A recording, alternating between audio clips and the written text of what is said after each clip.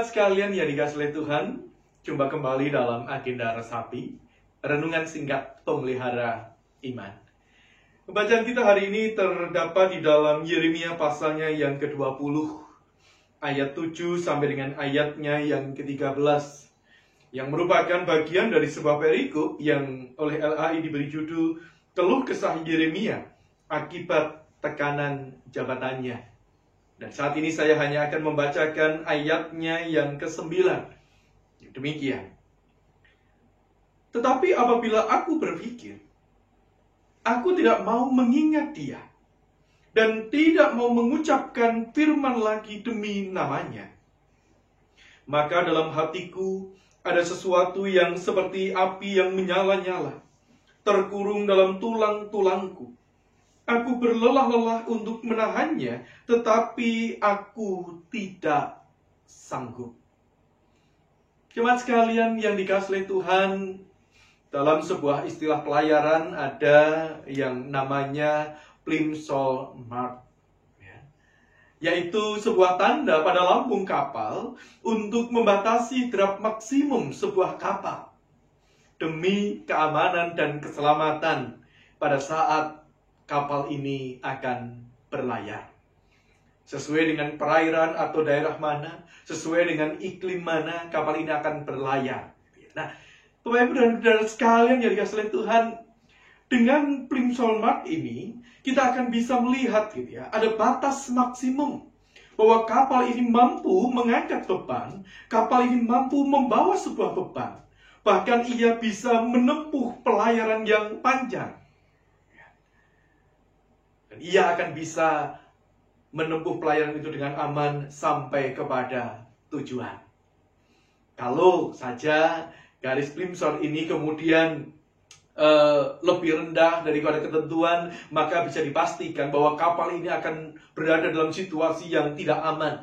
Ada beban yang terlalu berlebihan, ada beban yang terlalu berat yang bisa mengancam keselamatannya, mengancam keselamatan pelayaran itu dengan awak-awak yang ada di dalamnya. Bapak Ibu dan Saudara sekalian yang dikasihi Tuhan, maka dengan garis Plimsoll ini atau dengan Plimsoll-Mark ini, kita akan bisa mengerti, kita akan bisa tahu batas kemampuan kapal ini dengan baik.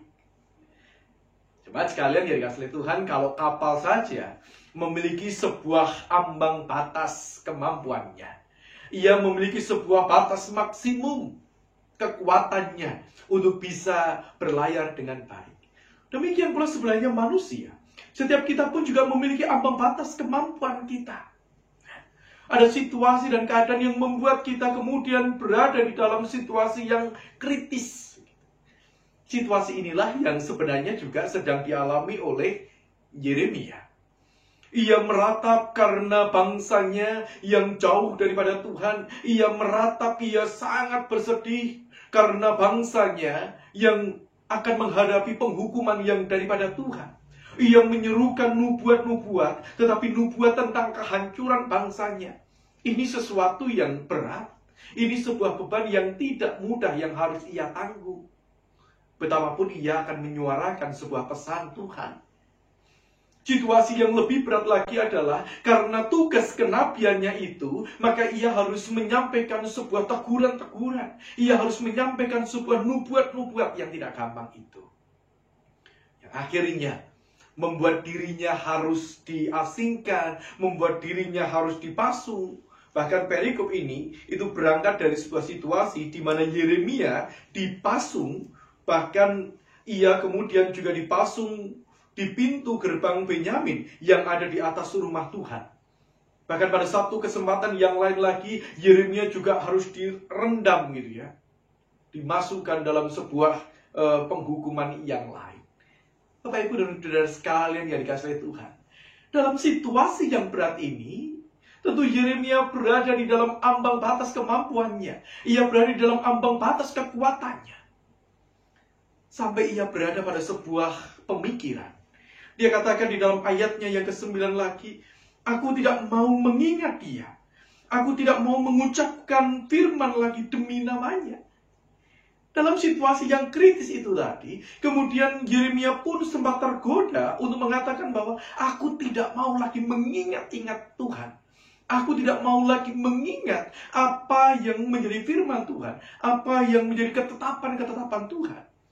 Dengan kata lain, ada sebuah godaan daripada Yeremia untuk meninggalkan pekerjaannya, untuk meninggalkan tugas dan karya-karya pelayanannya. Bapak, Ibu, dan saudara sekalian yang dikasihi oleh Tuhan, barangkali sebagai anak-anak Tuhan, bahkan sebagai pelayan-pelayan Tuhan, pergumulan demi pergumulan yang kita hadapi yang tidak mudah, itu juga datang kepada kita. Itu juga menggoda dan menantang kita. Apakah kita tetap memiliki komitmen yang kuat di dalam Tuhan, dalam situasi yang demikian itu? Bukankah tidak sedikit orang yang kemudian merasa, ya sudahlah, tinggalkan saja tugas itu. Ya sudahlah, syukuri kalau masa periode pelayan itu sudah berakhir. Bebas dari tugas dan tanggung jawab, bebas dari persoalan yang mungkin saja datang. Ya, Yeremia mungkin pernah tergoda dengan situasi itu.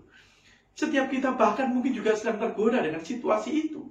Apalagi di tengah-tengah situasi pandemi yang belum selesai ini. Keluarga belum tuntas, pekerjaan belum tuntas, pelayanan belum selesai. Bahkan mungkin kita juga sedang berhadapan dengan situasi kesehatan yang terancam. Barangkali kita sedang berada pada ambang batas kekuatan kita. Tetapi yang menarik daripada semuanya itu adalah ketika Yeremia mengingatkan demikian, maka dalam hatiku ada sesuatu yang seperti api yang menyala-nyala, terkurung dalam tulang-tulangku. Aku berlelah-lelah untuk menahannya, tetapi aku tidak sanggup. Dalam situasi yang demikian itu, Yeremia sadar, di dalam hatinya ada sesuatu yang seperti api yang menyala. Ada sesuatu yang terus berkobar-kobar, yang mendorongnya untuk tetap kuat, yang mendorongnya untuk tetap melakukan tugas panggilan pelayanannya dengan baik. Belajar dari apa yang dialami oleh Yeremia. Di tengah-tengah situasi dan pergumulan yang sedang kita alami. Di tengah-tengah godaan untuk kita menyerah berkata, menyerah kalah. Di tengah-tengah godaan untuk kita lari meninggalkan tugas panggilan yang Tuhan percayakan. Mari kita mengingat dan belajar dari Yeremia. Mari kita menjadi pribadi yang semakin peka. Ada suara di dalam hati kita. Ada suara Tuhan yang terus mengingatkan kita. Yang terus berkobar-kobar. Memberikan dorongan, memberikan semangat. Untuk kita tetap berjalan di jalan Tuhan. Untuk kita tetap mampu melakukan tugas panggilan kita dengan baik. Mari kita berdoa. Tuhan, kami sadar ada banyak persoalan yang sedang kami alami. Ada banyak pergumulan demi pergumulan yang sedang mengintai setiap pribadi kami. Tetapi kami mau peka dengan suara Tuhan. Kami mau peka dengan suara Roh Kudus yang senantiasa berbicara melalui hati kami. Yang senantiasa mau menopang dan menguatkan kami. Untuk kami tetap teguh di dalam pekerjaan Tuhan. Untuk kami tetap teguh dalam merawat kehidupan. Terima kasih ya Bapa. Di dalam nama Tuhan kami Yesus Kristus kami berdoa. Amin. Jemaat sekalian yang dikasihi oleh Tuhan, mari kenali ambang batas kekuatan kita. Tetapi lebih daripada itu, mari kita semakin peka dengan suara hati kita yang menjadi suara Tuhan. Tuhan memberkati.